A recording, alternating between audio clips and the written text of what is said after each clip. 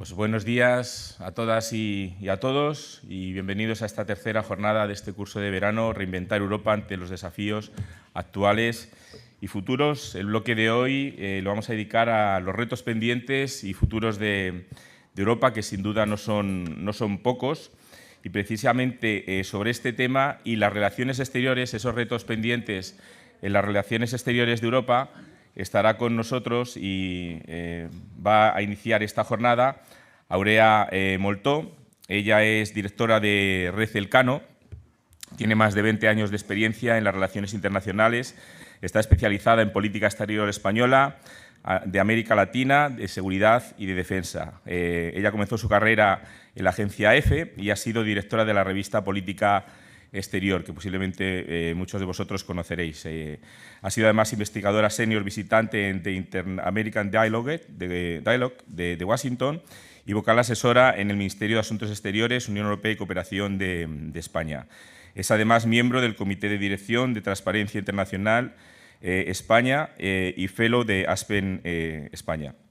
Ha estado ya con nosotros en diferentes cursos, normalmente siempre relacionados con América Latina. En esta ocasión pues, le hemos invitado a hablar de ese reto futuro, ¿no? En lo que son las relaciones exteriores, en los que ella es una experta destacada y con muchos años de experiencia, como he dicho antes, en esta revista de política exterior. Además, en un momento en el que estamos definiendo, como sabemos, lo que va a ser la política europea y donde ayer ya tuvimos más noticias, ¿no?, de esas decisiones que tomaron en el Parlamento Europeo con respecto a la decisión de los comisarios que van a llevar las carteras, incluso algunas de ellas nuevas que, bueno, pues ayer estuvimos hablando en la cena, que nos han también sorprendido, ¿no?, en cierto modo.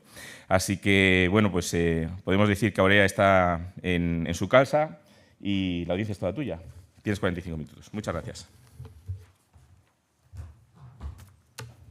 Bueno, buenos días a todos. Es el último día, es la primera hora de la mañana, así es que espero que mi sesión os sea un buen comienzo del día y os anime, ahora que todavía es fresco, que va a venir un día de mucho calor. Gracias, Miguel Ángel, gracias a la Fundación Juste por volver a contar conmigo en estos cursos de verano. Miguel Ángel decía que me siento como en casa, yo realmente me siento como en mi tierra. Tengo toda la familia de mi madre y mi infancia la he pasado en Extremadura, entonces para mí realmente es un placer, es un honor y me encanta venir a estos cursos, ¿no? Quiero daros también la enhorabuena por el trabajo que lleváis haciendo con tanta persistencia para explicar Europa, para fomentar el europeísmo y también, sobre todo, en este vínculo que hacéis con Iberoamérica, ¿no?, en el trabajo que hacéis también por conectar a Europa con Iberoamérica, ¿no?, que es algo que desde España es muy importante que continuemos con esta labor, ¿no? La sesión de esta mañana es para hablar de los retos pendientes y futuros de las relaciones externas con la Unión Europea. Bueno, ni nada más ni nada menos, ¿no?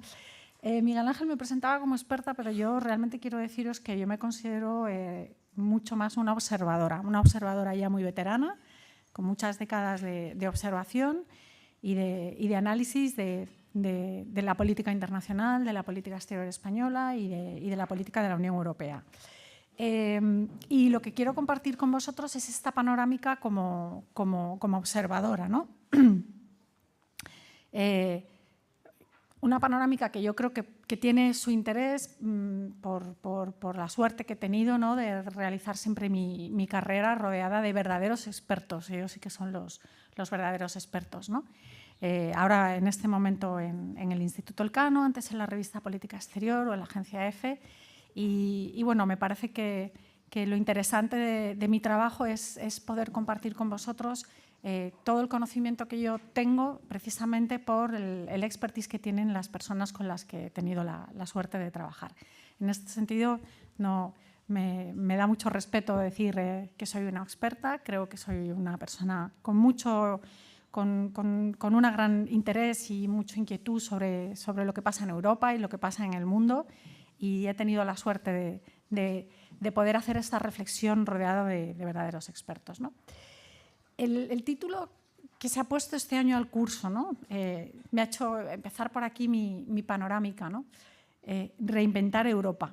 bueno, pues no es fácil, ¿no? Porque el punto de partida para mí me lleva a preguntarme si es preciso reinventar Europa, ¿no? Y por qué es preciso reinventar Europa. ¿Ha quedado obsoleta la Unión Europea tal y como la conocemos hasta ahora? O más bien lo que pasa con la Unión Europea es que hay que avanzar. Avanzar y avanzar, que es realmente, digamos, la única vía de futuro que tiene la Unión Europea, ¿no? Porque es una construcción que está siempre en marcha. Recientemente, cuando presentó en Madrid uno de los 2 grandes informes que se van a elaborar este año en la Unión Europea, uno de ellos se ha presentado ya, el informe sobre el mercado interior que ha presentado el ex primer ministro italiano, Enrico Letta. El otro se presentará dentro de muy poco, ¿no? Tenía que haberse presentado ya, pero se está retrasando un poco, que es el informe Draghi sobre competencia. De hecho, Draghi estuvo aquí en el monasterio de Yuste para recibir el premio Carlos V. Yo creo que estos 2 informes son realmente una vía para esa reinvención de la Unión Europea, pero más que para su reinvención, para cómo seguir avanzando, que es lo que os contaba, ¿no? Que es lo que os decía. ¿Es reinventarla o es encontrar la manera de cómo avanzar? Porque os comentaba que Letta en su informe, en su introducción, y cuando presentaba el informe, señalaba un aspecto que para mí es muy interesante, que es que la Unión Europea realmente es un proyecto que no puede detenerse. Bueno, proyecto, seguimos hablando de proyecto. Un proyecto es algo que no está concluido, que está esbozándose, que está por hacerse. La Unión Europea ya tiene 70 años. Realmente seguir hablando de la Unión Europea como un proyecto es en sí mismo puede ser contradictorio, pero yo creo que también explica muy bien la naturaleza, ¿no?, de la Unión Europea, que es siempre un proyecto que no puede detenerse. Y Letta decía que cuando la Unión Europea se estancaba, que no puede permitirse este estancamiento, porque la falta de avances o el estancamiento o la paralización realmente es un retroceso en la Unión Europea. Y hoy además hay que hacerlo muy rápidamente, porque el mundo ha cambiado mucho y lo va a seguir cambiando. El mundo siempre está también en movimiento, pero es verdad que en los últimos años es difícil saber en qué momento empezó esta gran transformación. El mundo está cambiando muy rápido y la Unión Europea, que ha desarrollado unas estructuras y unos procesos que son los que le ha hecho avanzar y conseguir estos grandes logros, al mismo tiempo también hace que sea un ente de muy lento desarrollo. Y ahora mismo la Unión Europea no puede detenerse, tiene que avanzar, tiene que profundizar en su integración, tiene que ser todavía mucho más ambicioso en sus mecanismos, más efectiva. Y yo creo que digamos que es el gran reto, cómo seguir avanzando, ¿no?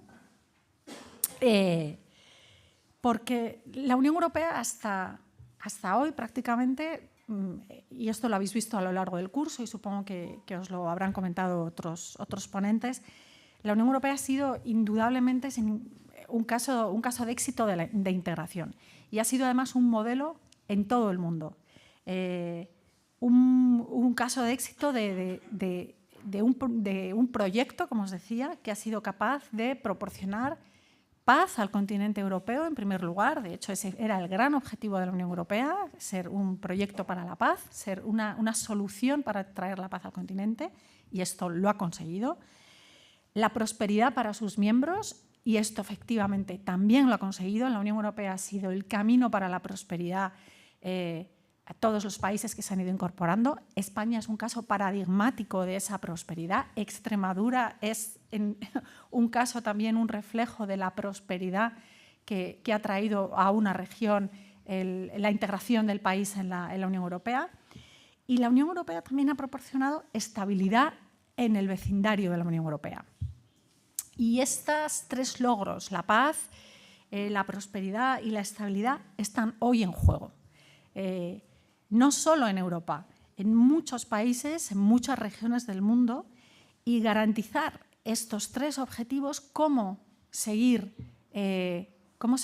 cumpliendo con estos objetivos, es también otro de los retos que tiene la Unión Europea. Y es un reto interno y es un reto externo, porque hay muchos retos en el exterior que la Unión Europea no va a poder cumplir, no va a poder enfrentar, si no afronta también otros desafíos internos que tiene por delante, ¿no? En el exterior, ¿qué es lo que vemos recientemente? Bueno, pues vemos que hay una pérdida de cuota de poder de la Unión Europea en el mundo. Hay una pérdida de poder que es indiscutible, de poder económico, de poder demográfico. ¿Esto es malo?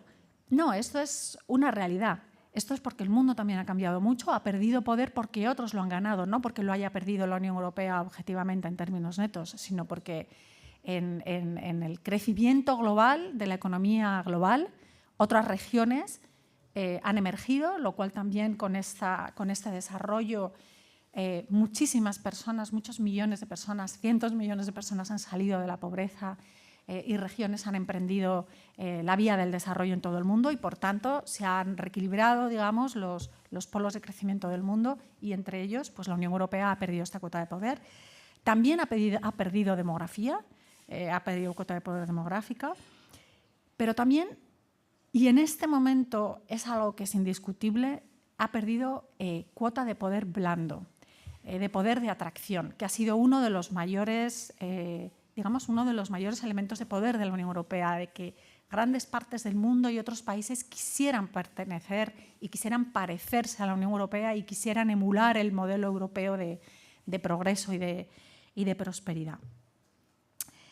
Esto, además, está sucediendo en un contexto internacional altamente inestable, donde estamos viendo un progresivo debilitamiento del multilateralismo. Hoy en día el multilateralismo es muy frágil y este es un contexto muy desfavorable para la Unión Europea, no solo porque es un gran proyecto multilateral, la Unión Europea, sino porque además la Unión Europea necesita un contexto global donde se privilegie la cooperación. Necesita un contexto de cooperación internacional y un contexto basado en reglas. La Unión Europea es una gran entidad de creación de reglas y de regulación, como todos sabéis. Y ahora mismo ni la cooperación ni las reglas comunes son los que sustentan de alguna manera el orden internacional que tenemos, que está yendo hacia una fragmentación, hacia una división y hacia una mayor competencia e incluso hacia un orden mucho más violento, ¿no? Por tanto, los grandes retos exteriores de la Unión Europea tienen que ver con este contexto actual que es desfavorable para una organización de la naturaleza que tiene la Unión Europea, ¿no? Entonces, antes de hablar de los retos, vamos a explicar un poco este contexto, dónde está pasando esto, ¿no? Bueno, en primer lugar, como decía Miguel Ángel, y eso sí que hace que el timing, la oportunidad de este curso sea absoluta. En primer lugar, tenemos que hablar que en la propia Unión Europea se está abriendo un nuevo ciclo político, ¿no? Ayer mismo, finalmente, von der Leyen presentó su proyecto político en el Parlamento Europeo y fue finalmente aprobada como la nueva presidenta del Parlamento, ¿no? Entonces estamos en un nuevo ciclo en la Unión Europea, en un nuevo ciclo institucional.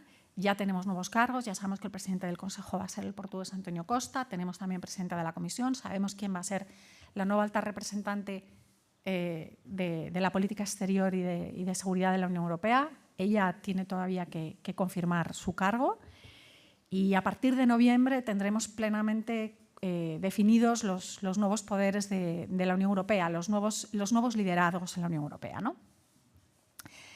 Al mismo tiempo, y ya con von der Leyen tuvimos claramente ayer un mapa presentado, ¿no?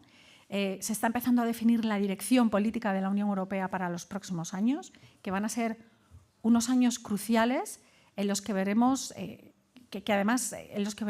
cómo avanza la transformación del orden internacional que está en marcha y que se está manifestando, como os estaba contando, en un mundo mucho más geopolítico. Esto es algo que viene de atrás. De hecho, cuando en su primer discurso como presidenta de la Comisión Europea, ya Ursula von der Leyen en 2019 presentó a su comisión como una comisión más geopolítica, ¿no?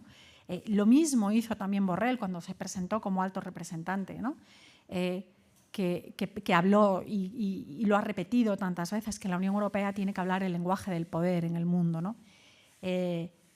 Y en los últimos años no solamente le ha dado la razón, sino que además ha demostrado que esta ambición tiene que ser aún mayor, tiene que ir más rápido y que va a ser mucho más difícil. Desde que ellos hablaron de una Unión Europea más geopolítica o del lenguaje del poder que debía aprender la Unión Europea, esto fue antes de la pandemia, esto fue antes de la invasión rusa de Ucrania, esto fue antes de la guerra en Gaza y esto fue en un momento en que todavía el nivel de rivalidad entre Estados Unidos y China no había alcanzado la intensidad que la que vivimos ahora. Entonces, digamos que ya entonces se detectaba que la Unión Europea tenía que desarrollar mecanismos, una política y una ambición, sobre todo, de ser un actor internacional.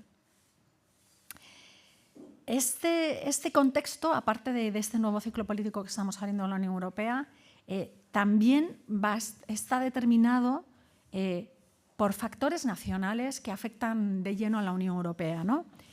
Sobre todo a algunos países claves que son miembros.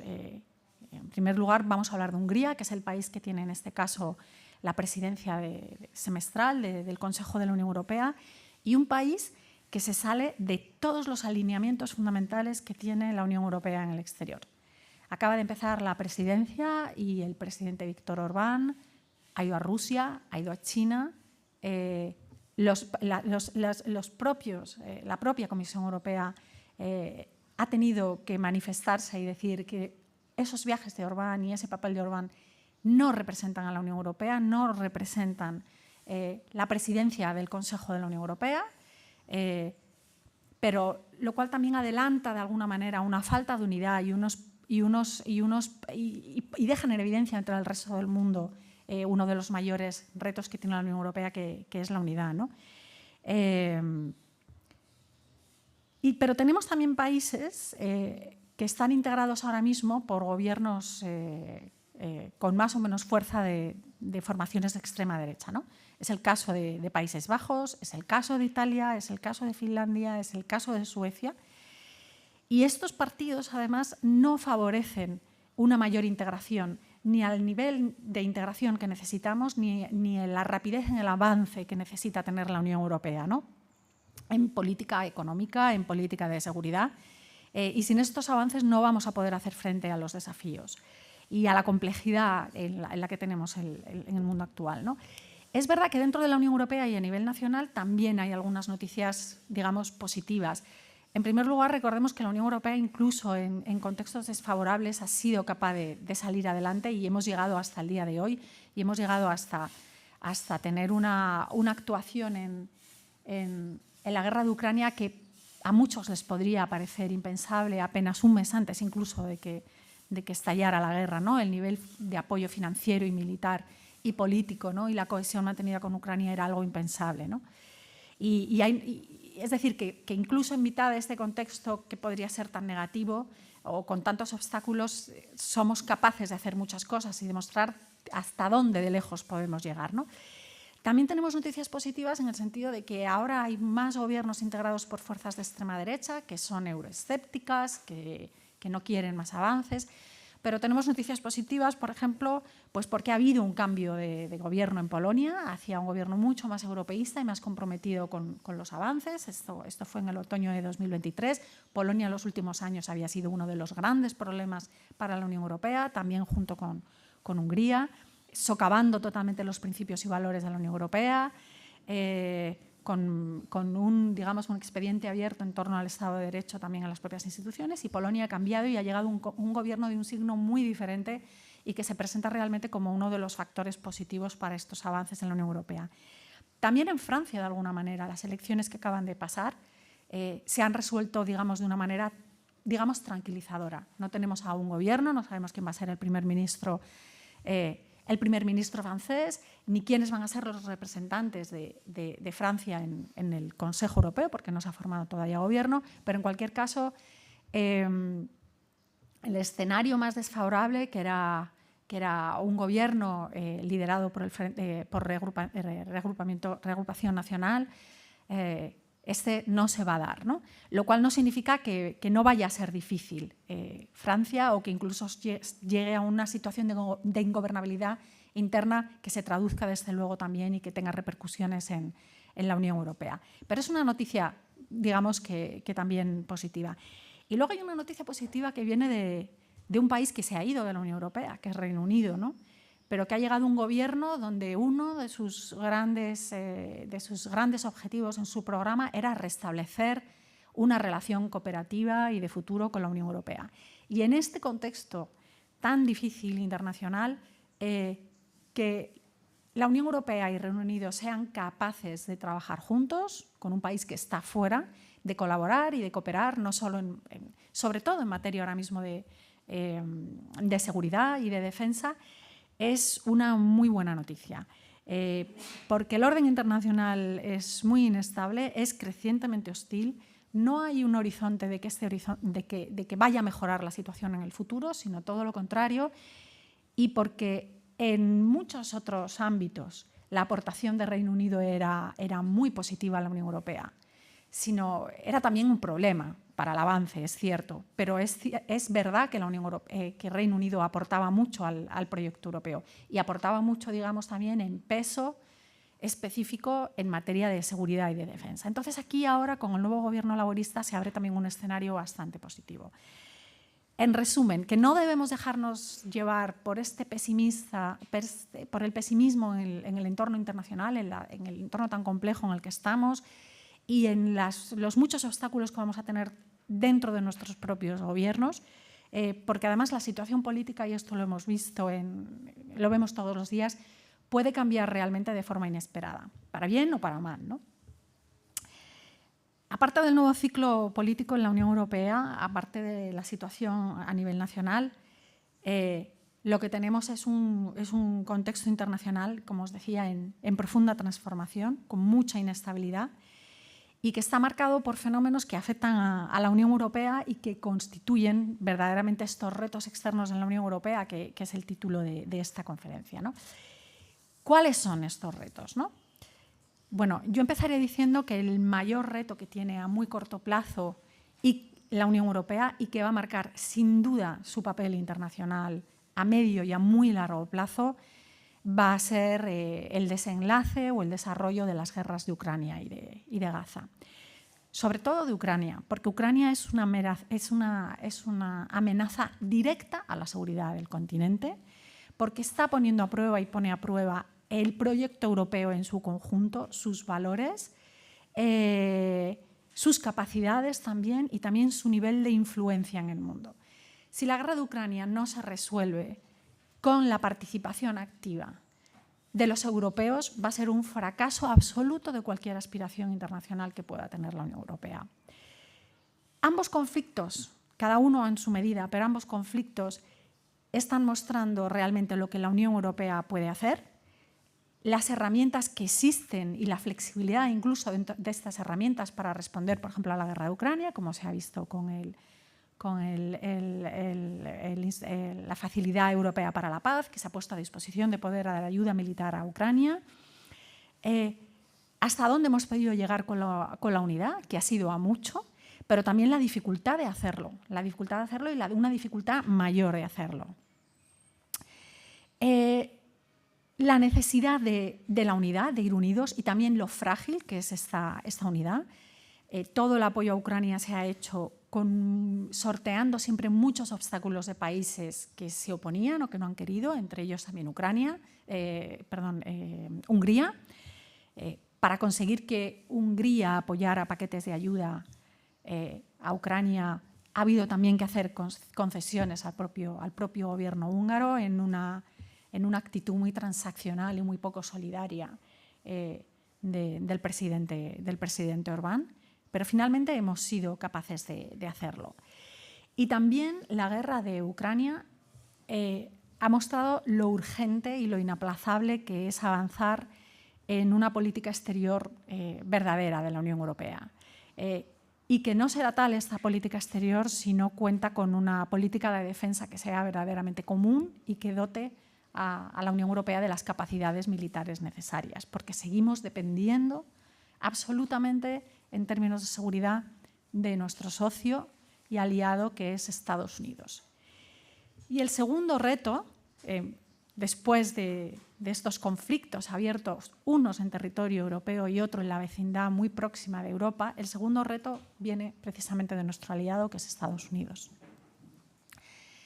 Y las consecuencias que tiene y digamos, los cambios que hemos visto que efectivamente se producen con los cambios de presidencia y de liderazgo en Estados Unidos. Lo vimos entre 2016 y 2020 con Trump.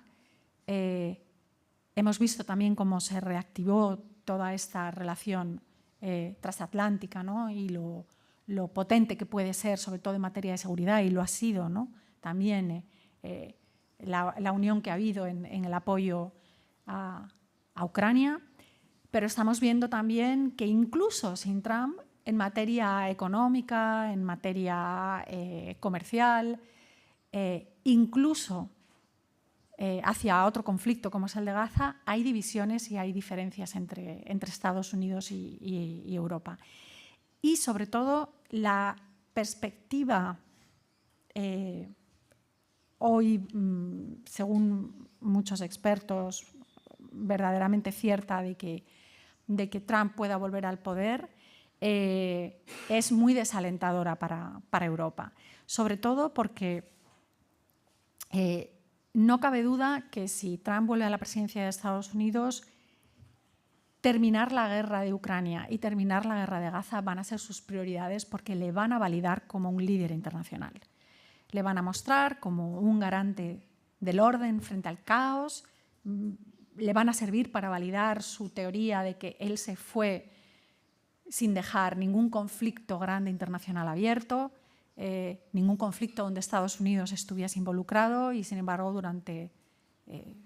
su argumentación es que durante Biden, la propia debilidad de Biden y la manera en que ha expuesto la fragilidad del país han sido propiciadores de lo que está pasando ahora en Oriente Próximo y sobre todo de la guerra en Ucrania, ¿no?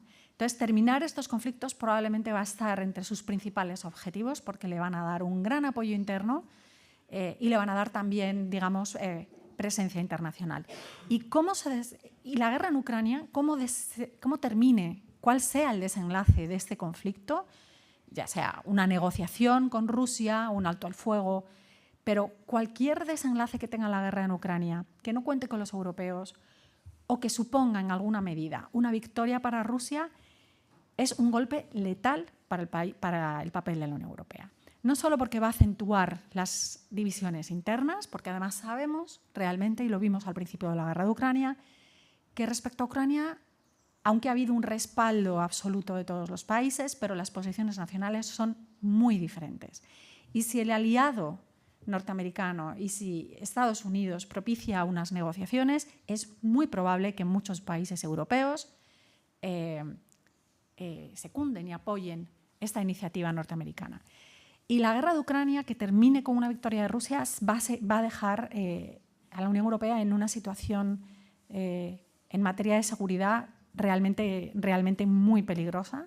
Puede ser muy catastrófico para su seguridad, pero también para la propia imagen de la Unión Europea en el mundo y de su papel como actor internacional.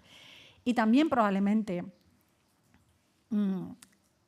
la victoria o el regreso de Trump a la Casa Blanca va a marcar el desenlace de la guerra de Gaza. Y teniendo en cuenta su política hacia Oriente Próximo durante su primer mandato, sabemos que va a ser probablemente un desenlace desequilibrado, que va a dejar mucho más en evidencia ante el mundo los dobles estándares que hemos tenido desde Occidente hacia esta guerra.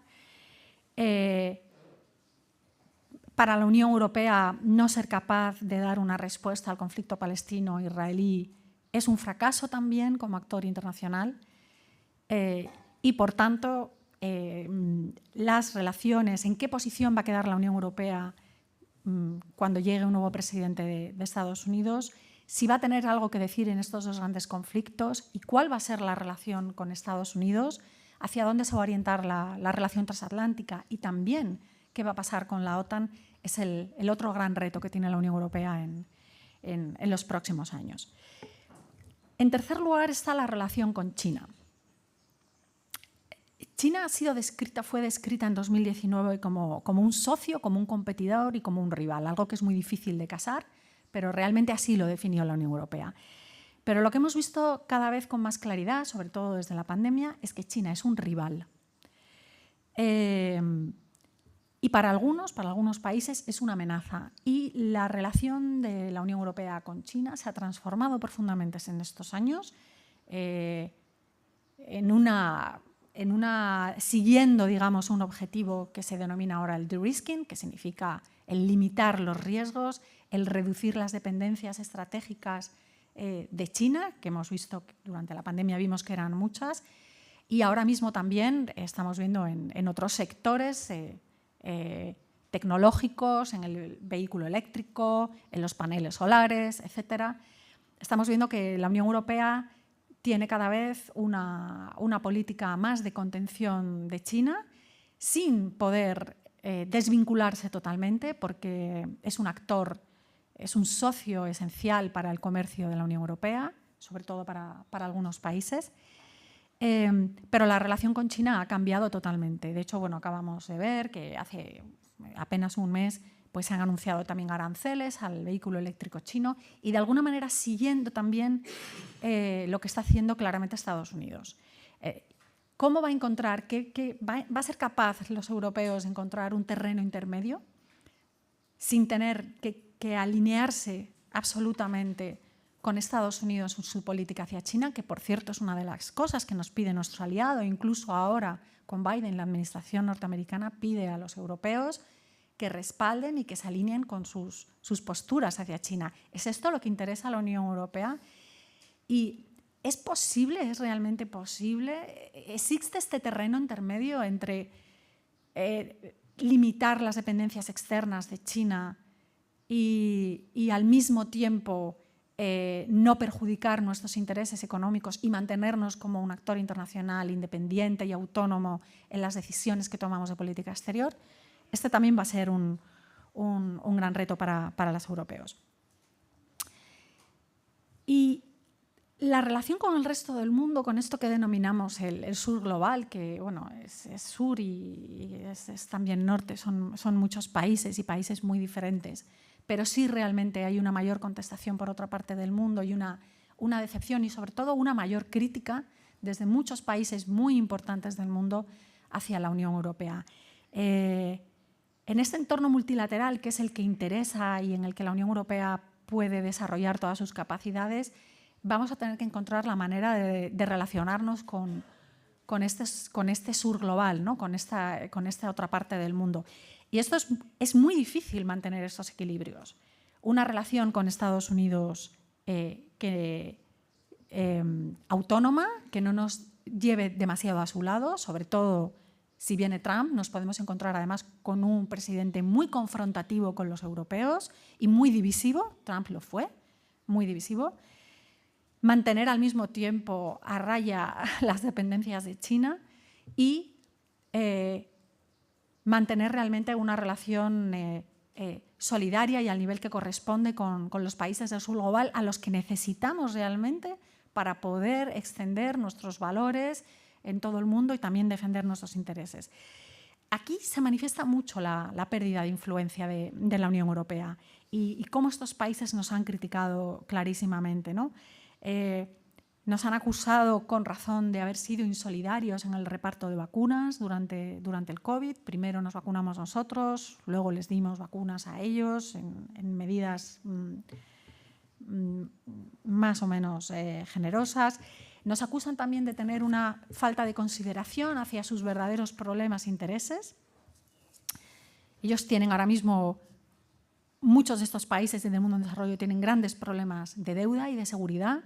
Sin embargo, nosotros les pedimos que se alineen con nosotros en cuanto, por ejemplo, a nuestras posiciones en la guerra de Ucrania, pero ellos critican que realmente es una guerra que no va con ellos y que, sin embargo, ellos tienen otros problemas en los que los europeos no les están ayudando. Critican también los efectos que tiene sobre su desarrollo y sobre sus sociedades, ¿no? nuestras políticas en materia climática, por ejemplo, tienen efectos, nuestras sanciones a Rusia están teniendo también efectos sobre ellos, ¿no? en los precios de sus alimentos también, ¿no? Y este trabajo con el sur global, digamos que es como el cuarto gran reto que yo veo para la Unión Europea. Y quiero terminar con lo que os señalaba en la introducción, ¿no? Que aparte de estos retos externos, con cómo mantenernos en esta rivalidad estratégica entre China y Estados Unidos, qué va a pasar con nuestro gran aliado, cómo vamos a reconfigurar el nuevo ciclo institucional a nivel nacional, si vamos a ser capaces de mantener esta unidad. Como decía, y la relación con el sur global, con otros países, ¿no? Que son tan esenciales para nosotros, estos retos externos son la otra cara de la moneda de los retos internos de la Unión Europea. Y no vamos a poder hacer frente a estos desafíos exteriores si no realmente avanzamos en nuestros retos internos, ¿no? Se trata de avanzar, ¿no? Internamente y externamente en lo que se ha denominado como autonomía estratégica, ¿no? Una Unión Europea que sea capaz de garantizar sus intereses políticos, de seguridad y económica de una manera autónoma, ¿no? Y para ello hemos visto que la Unión Europea, y serían sus grandes retos internos, totalmente necesarios para afrontar los retos exteriores, son, como os he contado a lo largo en cada uno de los puntos de esta intervención, mantener la unidad. Hay un riesgo grande de que un grupo de países, que lo he mencionado, se alineen con Estados Unidos o incluso sean de alguna manera favorables a una solución de la guerra de Ucrania que deje a Rusia en una posición, digamos, de poder frente a nosotros. Esto sería letal para la Unión Europea. Después de la unidad, y para lo cual también es preciso la unidad, nuestro gran reto es qué vamos a hacer con la ampliación. Hay que resolver la ampliación de la Unión Europea. No solo es un compromiso que hemos asumido con países, algunos de ellos llevan más de una década esperando con la promesa de que van a entrar. La Unión Europea, digamos que además en sus tratados está abierta a todos los países del entorno europeo, por supuesto todos los países que cumplan unos requisitos. La entrada a la Unión Europea está basada en méritos, hay que cumplir una serie de requisitos, pero hay que avanzar en la ampliación. Y vamos a tener que resolverlo. Hay que dar un horizonte real de entrada a los candidatos y un horizonte real que no puede ser una década o 20 años.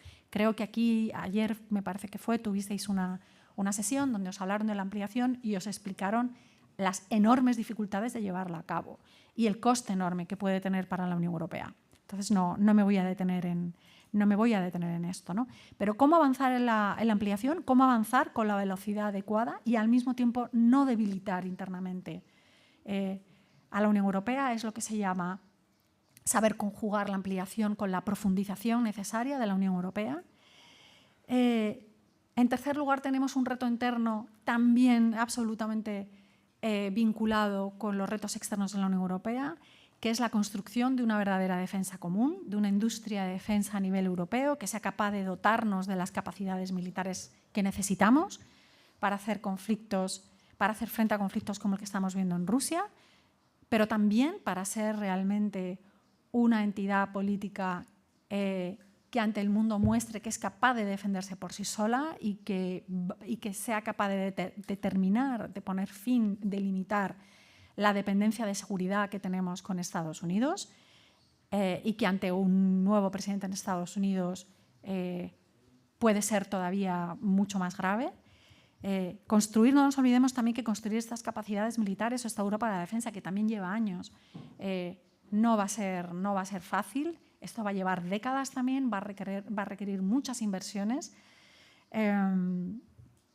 Y luego, ¿cómo vamos a preparar a la Unión Europea para estos retos? ¿Qué reformas institucionales y políticas tenemos que llevar a cabo realmente para dotarnos, para poder afrontar todo esto? La ampliación, mantener la unidad, ser un actor externo, ¿no? ¿Qué presupuesto necesitamos para ello? ¿Cómo tenemos que cambiar nuestros mecanismos de tomas de decisiones? ¿En qué ámbitos debemos de ser capaces de pasar de la unanimidad a la mayoría cualificada. No nos olvidemos que estos gobiernos nacionales, algunos de extrema derecha, muchos euroescépticos que no quieren avanzar más en la integración, tremendamente nacionalistas, van a tener un gran peso en el Consejo de la Unión Europea y, por tanto, va a ser muy difícil avanzar en las reformas institucionales que necesita la Unión Europea. Creo que ayer von der Leyen, en sus líneas políticas, incluso dejó sobre la mesa la posibilidad de abrir a una reforma de los tratados en la actual, digamos, dispersión de gobiernos nacionales que tenemos en la Unión Europea. Habría que pensar si esto va a ser verdaderamente posible, si es conveniente, si con Lisboa existen márgenes todavía suficientes para avanzar mucho más allá. Y por último, como estamos hablando de los retos exteriores de la Unión Europea, me parece importante hablar sobre el papel del alto representante y vicepresidente de la Comisión.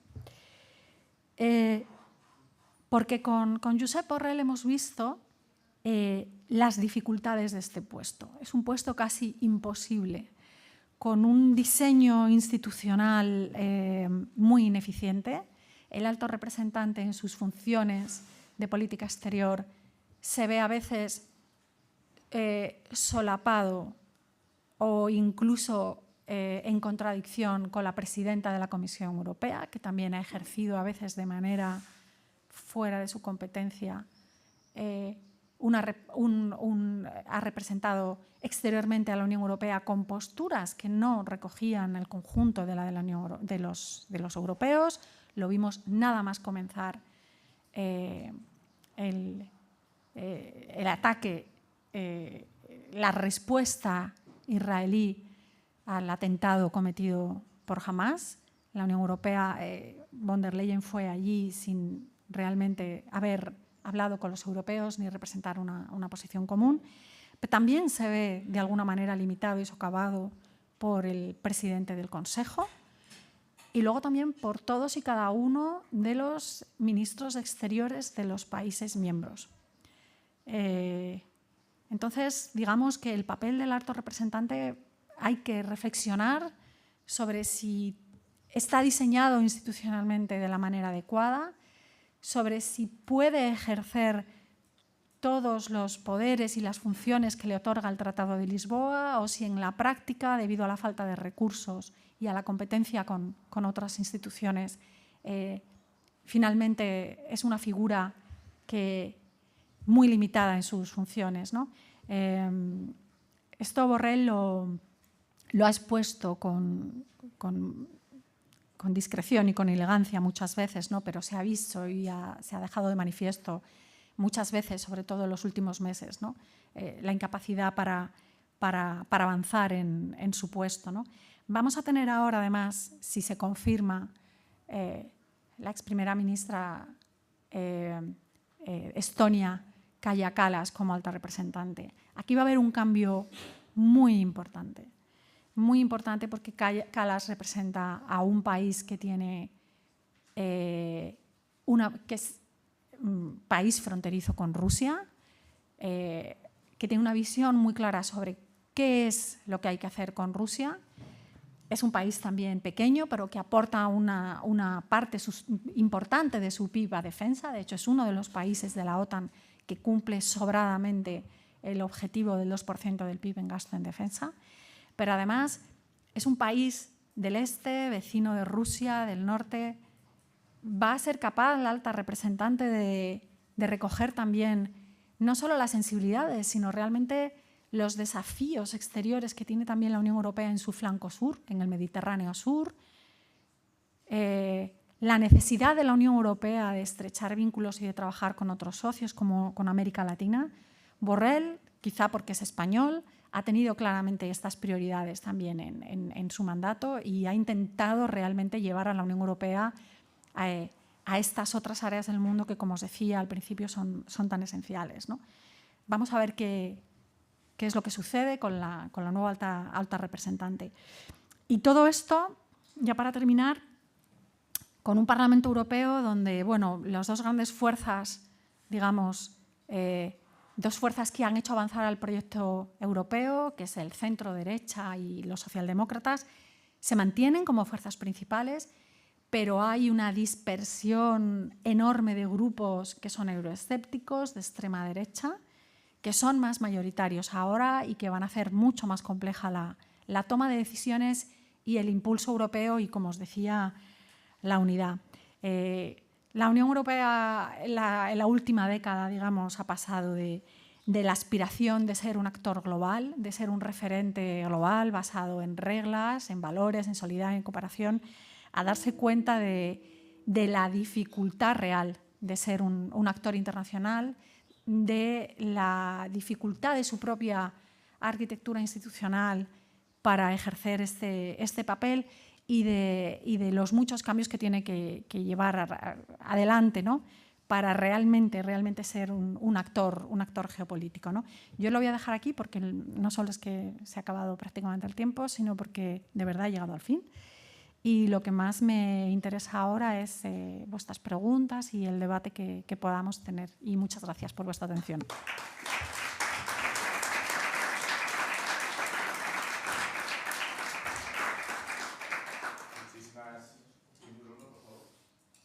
Muchísimas gracias, Áurea, por esta magnífica exposición y digamos, marco, ¿no?, que nos has dibujado sobre los diferentes retos relacionados con las relaciones exteriores de la Unión Europea a la que nos enfrentamos ahora mismo y, sobre todo, como anunciamos al principio, ¿no?, en este marco cambiante, ¿no?, donde hay un nuevo Parlamento, hay una nueva presidenta ya elegida de la Comisión Europea, y con retos pues, también que bueno, pues, de alguna manera afectan a la gobernanza, ¿no?, y las prioridades que vayamos a tener en el futuro, y sobre todo la situación actual, ¿no?, que tenemos con Ucrania, las nuevas elecciones en Estados Unidos próximas y esa dependencia que seguimos teniendo de alguna manera a nivel tecnológico también de China.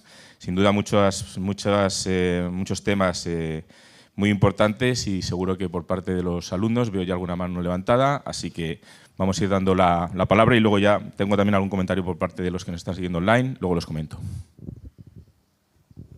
Muchas gracias por la ponencia. Yo me llamo Adrián y estudio un máster en integración europea, pero estoy haciendo uno, prácticamente lo he finalizado, de estudios latinoamericanos. La verdad, tengo varias preguntas, pero si mis compañeros me interrumpen y me quitan el micrófono, le voy a hacer la primera, que efectivamente girará en torno a América Latina y el Caribe. Como ha anunciado, pues la presidencia actual es de Hungría, la próxima es de Polonia y los países que vienen tampoco van a tener un interés particular en América Latina y el Caribe. Ha anunciado además pues, el papel de Borrell como español en ese acercamiento y la presidencia española evidentemente que nos acercó todavía más y actualmente pues, va a irse el interés a Europa del Este, Asia también por la emergencia de China y de estos países, e incluso África por los retos migratorios y la cercanía geográfica. Entonces, América Latina, pues bueno, me gustaría saber un poco su visión porque creo que además también es especialista, un poco observadora en cuestiones de América Latina y el Caribe y querría saber esa visión de cómo ve la futura relación. También porque creo que es una región que Europa lleva mucho tiempo dejando de lado, precisamente por aspectos positivos que tiene América Latina y el Caribe, como es una relativa estabilidad. No le ha preocupado mucho como le preocupa a Europa del Este, como le preocupa a África, y por lo tanto no solo ha perdido interés, sino que en Global Gateway, este programa de inversiones, ha reducido el presupuesto que iba a dirigir a América Latina y el Caribe. Así que, bueno, la visión estratégica que tiene la europea es Europa geopolítica, yo creo que es pésima. Luego, me gustaría comentarle justo esto que ha comentado del sur global.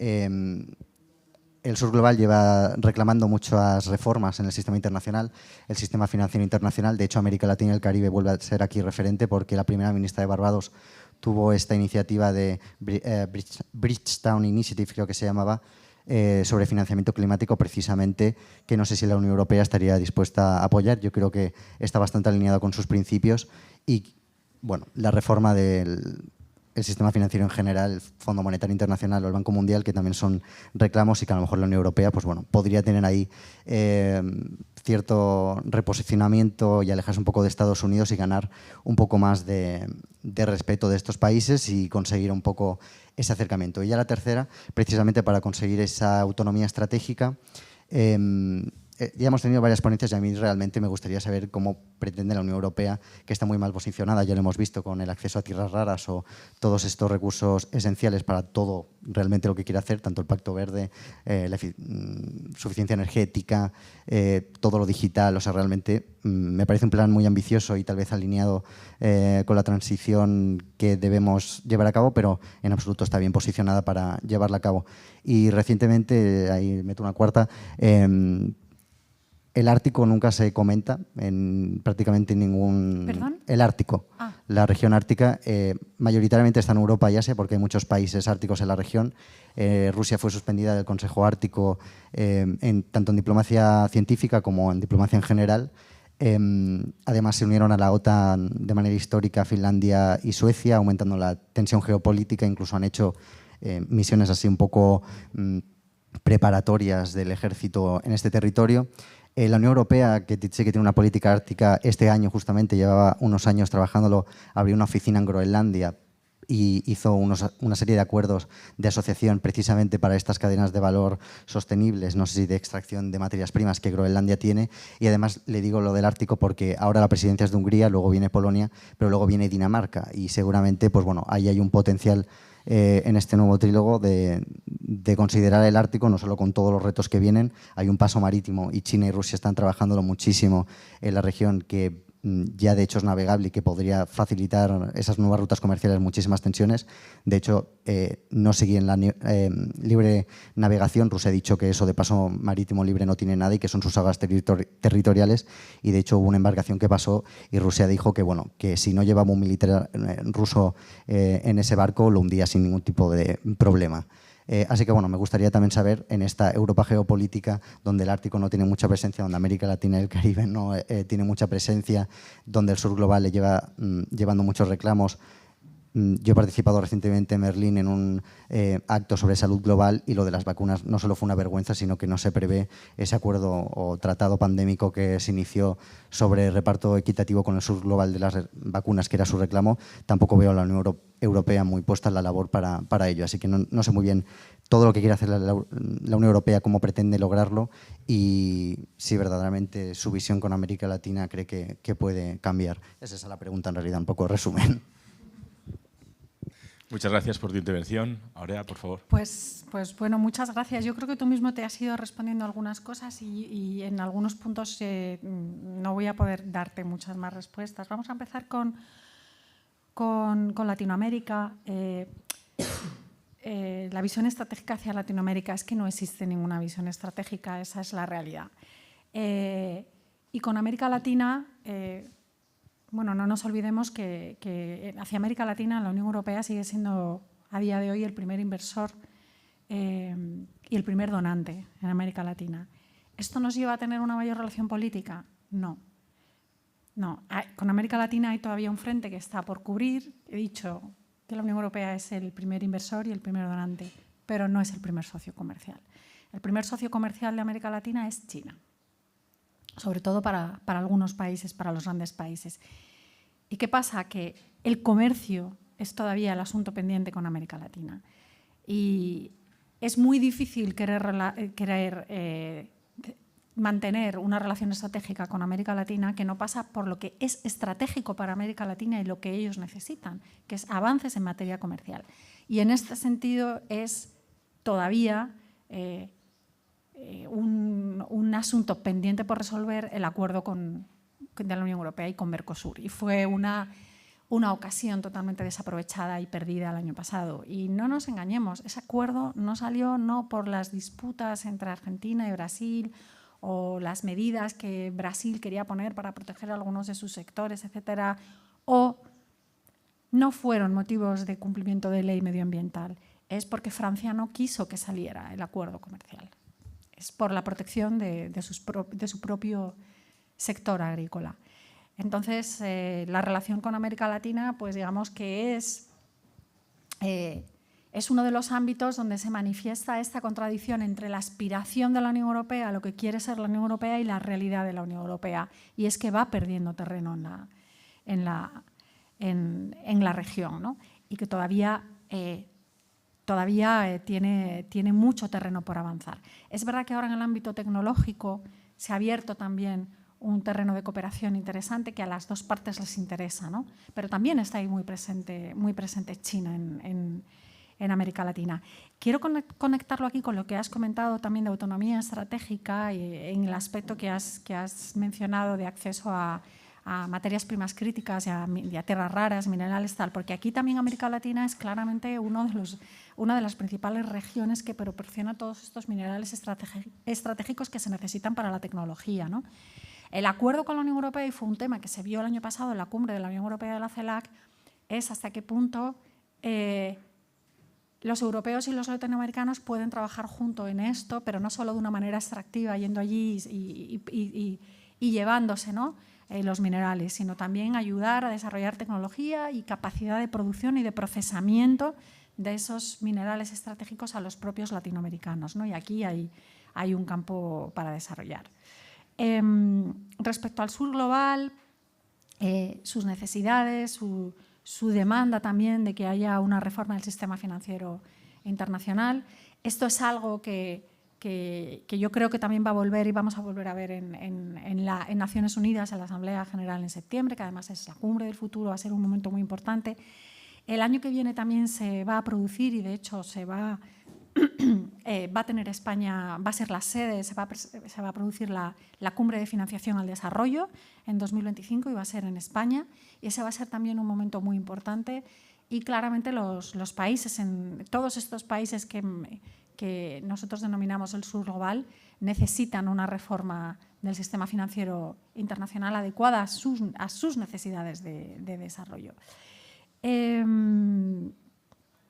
Y luego, en cuanto al Ártico, sí, lógicamente el Ártico es desde hace décadas, digamos, uno de estos puntos claves de las nuevas tensiones geopolíticas. Es un área en disputa, de control, donde Rusia clarísimamente ha dejado marcadas sus posiciones. ¿Tiene aquí algo que hacer la Unión Europea? Por supuesto que tiene que hacer la Unión Europea. Tenemos a Suecia, tenemos a Dinamarca, son países del Ártico, ¿no? Pero bueno, la Unión Europea también tiene una estrategia hacia el Ártico. Lo que pasa es que el Ártico es claramente un ámbito que está estrechamente relacionado con, tú mencionabas, ¿no?, que Rusia realmente tiene allí una presencia militar. Está relacionado con lo que comentábamos de que es muy difícil mantener tus intereses exteriores geopolíticos si no tienes con qué defenderlos, si realmente no tienes una capacidad disuasoria allí para defenderlos, ¿no?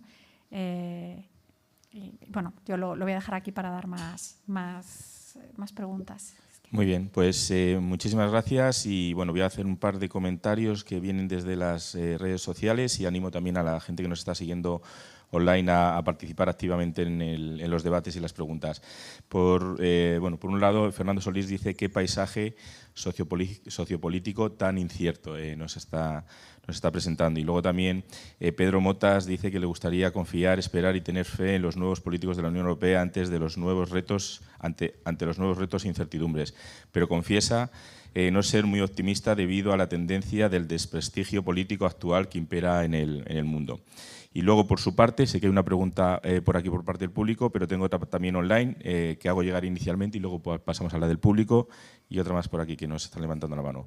Dice Ivonne Carla Mázquez que tomando en cuenta el contexto poco favorable con la presidencia del Consejo Europeo en Hungría, ¿cómo afectará a la política europea, así como a la reunión de ministros de Exterior y de Defensa? O sea, más orientada a la actuación que está haciendo ahora mismo Hungría. Bueno, este último comentario de Ivonne sobre cómo afectará, pues realmente hemos visto que ha habido un comunicado que ha dicho que no afectará. De todas formas, digamos, realmente las presidencias semestrales son institucionales, están muy regladas. Es decir, no tiene el país que tiene la presidencia semestral no tiene un mayor peso en sus posiciones en el conjunto de la Unión Europea. Las reuniones de los consejos de asuntos exteriores, cuando se reúnen los ministros de exteriores, como en cualquier otra cartera, se toman con los procedimientos del propio consejo. Es decir, el país anfitrión, el país que tiene la presidencia, no tiene mayor impronta. Lo que sí tiene, básicamente, es mayor presencia internacional. Por eso estos viajes de Orbán han tenido mucha cobertura en los medios. Tiene mayor presencia internacional y, sobre todo, en este caso, lo que ponen de manifiesto es esta desunión que realmente es muy perjudicial para la Unión Europea, ¿no? Pero más allá de eso, que ya es bastante, a la hora de tomar decisiones no va más allá. Es decir, ¿cómo afectará a la reunión del Consejo de Asuntos Exteriores? Pues de ninguna manera. Probablemente se llega a esos consejos con una negociación previa en ciertos temas claves para llegar ya con posiciones muy cerradas a esos consejos, ¿no? Y bueno, ya hemos visto que rápidamente ha empezado, la Unión Europea ha tenido una capacidad de reacción muy rápida y rápidamente ha hecho un manifiesto diciendo que no lo representa y que de ninguna manera recoge sus posiciones, ¿no? Muy bien, muchas gracias. Una pregunta por aquí atrás. ¿Te presentas? Buenos días, soy Carlos Antequera, en primer lugar. Sí, ¿me ves? lo veo, sí, te veo. Vale. Te veo. Bueno, en primer lugar, agradecerle la conferencia. Bueno, vengo de la Universidad de Granada. Me gustaría reincidir o volver a llevar la conversación a la cuestión de Oriente Próximo, al proceso de paz de Oriente Próximo, y preguntarle acerca de cómo cree usted, a intentar hacer una prospección entre todos, que puede evolucionar la respuesta de la Unión Europea en su conjunto a partir de la posible victoria de Trump, y si usted cree que eso, o bien también el cambio en el cambio en el Parlamento, no hay un cambio sustancial en las mayorías, pero si hay un cambio de asientos, puede llevar a una alteración o a una variación de la respuesta de la Unión Europea en esta zona del mundo que tenemos tan próxima y que nos afecta. Y pienso yo si puede llegar a darse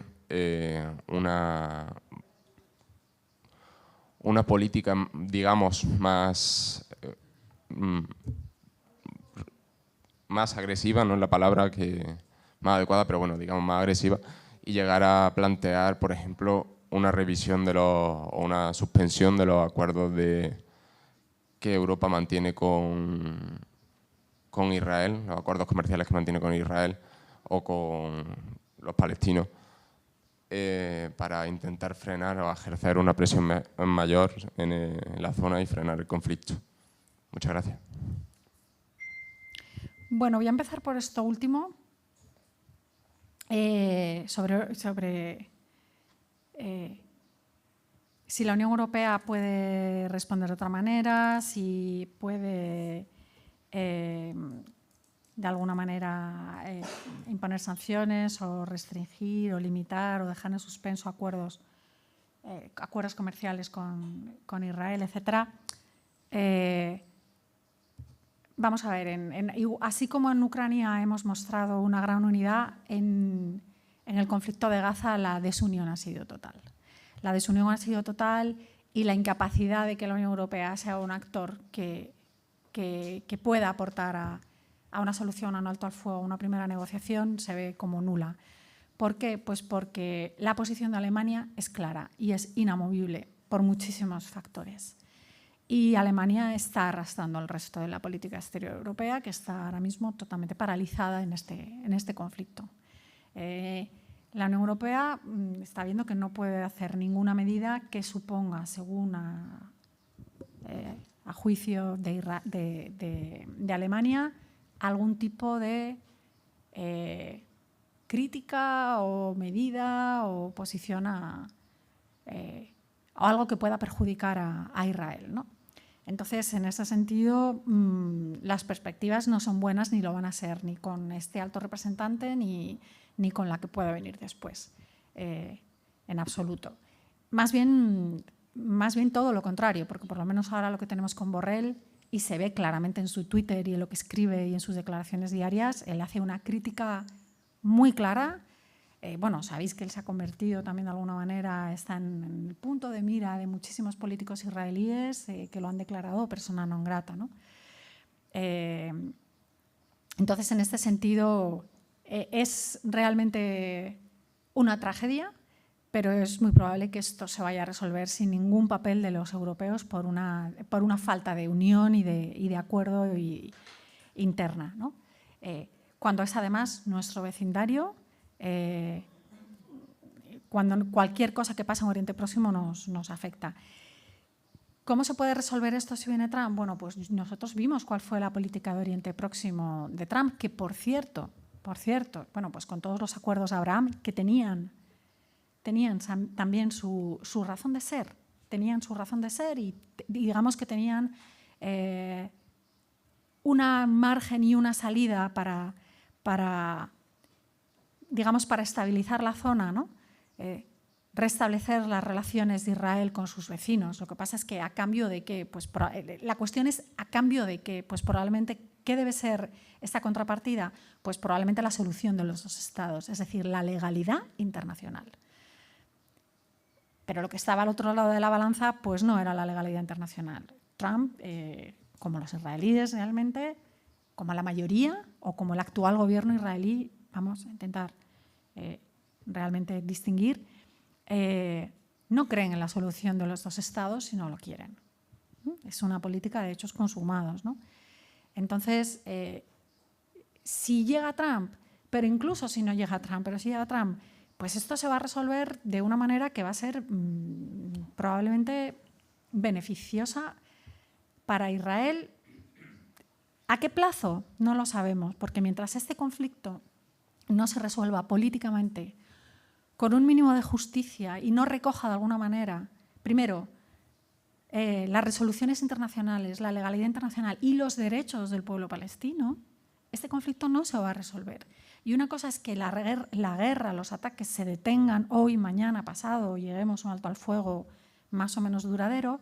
Y otra cosa son las consecuencias que va a tener lo que llevamos viviendo desde hace casi un año, las consecuencias que va a tener sobre todo para Europa en muchos sentidos, también incluso en un aumento de la radicalización y de la amenaza terrorista en nuestro territorio.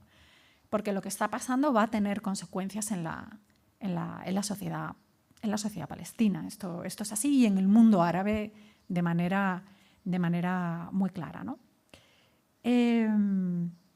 Creo que esto, no sé si he respondido a tus preguntas. Creo que me dejo algo, pero no me acuerdo qué era. No, yo creo que más o menos está... Pero nos quedan 10 segundos. Sí, o sea, queda muy poquito tiempo. Yo voy a dejar dos preguntas que van a quedar en el aire, pero bueno, por lo menos que queden planteadas, que nos llegan por parte de la gente que nos está siguiendo online. Viene por parte de Ricardo Moreno, y luego yo también en ese sentido, y haciendo referencia a esta pregunta, ¿no?, que llega, se plantea, y bueno, ayer anunció von der Leyen la creación de un comisario de defensa, un comisario del Mediterráneo, también uno de vivienda. No tiene nada que ver, pero sí que es verdad que el comisario de defensa, el comisario del Mediterráneo, de alguna manera parece como que restan fuerza, ¿no?, o potencia a lo que es la cartera del alto representante de política exterior y de seguridad de la Unión Europea. Y nos dice Ricardo, y por eso ligo el comentario con esta pregunta, Ricardo Moreno dice: ¿qué áreas políticas claves requieren mayores esfuerzos de integración a nivel europeo para que la Unión Europea sea un actor más influyente en el mundo en la próxima década como actor geopolítico? Y también para que, aunque quedará en el aire, dejo la palabra a la compañera que tengo aquí al lado, que te quería hacer una pregunta, pero tendría que ser muy breve. ¿O prefieres dejarlo para más adelante? Muy breve, solamente apuntar dos cositas. Cambiamos de zona de globo. El acuerdo con Mercosur, pero es que a los de Mercosur les sigue interesando que lo resucitemos. Yo lo enterraría. Y una puerta abierta. La Comunidad Política Europea, ayer reunida en Londres, creo que nos podría aportar muchas facilidades de futuro. Me gustaría conocer su opinión. Llegan por parte del movimiento europeo en Andalucía. Bueno, pues voy a empezar por aquí. Bueno, la Comunidad Política Europea es, digamos, una iniciativa muy interesante. Para muchos está absolutamente vacía de contenido. Fue, como sabéis, una propuesta del presidente francés, de Emmanuel Macron, que es muy creativo en todas sus propuestas para Europa. El motivo real y de fondo por el que Macron lanzó su propuesta de Comunidad Política Europea, seamos sinceros, fue para intentar de alguna manera coartar, limitar o dar un plan B a la ampliación, una ampliación que Francia no deseaba, esa es la verdad. Ahora sí, y realmente ahora todos hemos asumido que la ampliación es sí o sí. Lo que hay que ver es cómo se hace. Pero la Comunidad Política Europea se planteó al principio como con esta opción, ¿no?, de intentar dar un plan B, y se ha visto que esto no es así. Es un foro de diálogo interesante, que están todos los países europeos en igualdad, excepto Rusia. Y bueno, todo lo que sea otro mecanismo de diálogo, de cooperación a nivel europeo, pues bienvenido es interesante. ¿Hasta dónde puede llegar? Bueno, pues no lo sé. Y yo creo que uno de los factores más interesantes de la Comunidad Política Europea es que está presente Reino Unido. No solo que están otros países que no son miembros de la Unión Europea, que ya permite que haya un encuentro entre todos ellos, sino que está Reino Unido. Y como yo os comentaba, creo que el nuevo gobierno británico es una buena noticia para la Unión Europea, sobre todo ante cambios que puedan venir en Estados Unidos. El hecho de que se pueda encauzar la relación, esto es un factor dentro de esta incertidumbre, que también quiero decir una cosa. El mundo siempre ha sido incierto. No estamos en un mundo más agresivo de lo habitual, con mayor nivel de incertidumbre. Lo que pasa es que en el presente vivimos estos factores como si fuesen únicos, pero esto no ha sido así. Repasemos todas las décadas hacia atrás, ¿no? Vayámonos hasta principios del siglo XX, o incluso, para no meternos, digamos, en las décadas de las guerras mundiales, ¿no?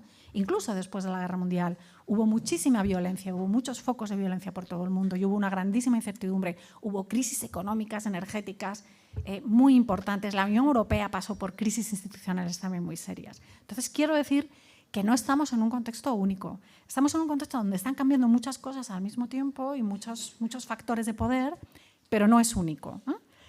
La Comunidad Política Europea, ¿no? Esta era mi opinión. Luego, la persona que hablaba de las áreas de integración. Yo ahí lo único que puedo decir es que se lea el informe Letta, porque el informe Letta precisamente habla de esto. ¿Cuáles son? El mercado único, la integración en el mercado de capitales, la unión bancaria, es decir, estas son las áreas principales. También, por supuesto, en materia de política exterior y en otras políticas que están muy poco comunitarizadas, por así decirlo, ¿no? Y lo que comentabas sobre von der Leyen, se me olvidó decirlo cuando hablé en la reflexión final que hice sobre las limitaciones institucionales del papel del alto representante. Pues yo creo que esto que anunció von der Leyen, a falta de entenderlo mejor y de poder leerlo mejor, a mí me gustaría preguntarle a Borrell, una vez que deje su puesto, qué piensa él, porque da la sensación que esto puede limitar aún más y constreñir y crear mayor confusión sobre cuáles son las competencias del alto representante. Competencias que, por cierto, están en el Tratado de Lisboa. Otra cosa es luego la realidad del funcionamiento institucional, ¿no?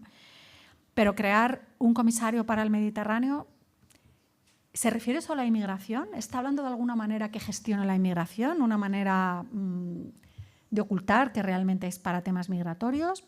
No lo sé, ¿no? Porque un comisario para el Mediterráneo, el alto representante, que yo sepa, también tiene competencias en el área mediterránea, ¿no? Y luego, en el área de defensa, ¿es para la industria de defensa? Porque en materia de seguridad y defensa también tiene competencias el alto representante. Entonces, así, yo creo que estos anuncios, a mí en principio me dejan una sensación de mayor confusión sobre cuál va a ser el papel del alto representante. Voy a terminar en este sentido recomendándoos un policy paper que acaba de publicar Bruegel, un memo, de hecho, analizando precisamente el papel del alto representante, explicando que fue creado para un contexto muy diferente, que desde que se creó esta figura, el mundo ha cambiado mucho, pero que sobre todo se han visto también las enormes limitaciones que tiene, y hace unas propuestas muy concretas de reforma del puesto del alto representante, que es además, digamos, para una política que es que va a ser más necesaria que nunca. Y lo dejo aquí. Muchísimas gracias a todos. Muchísimas gracias.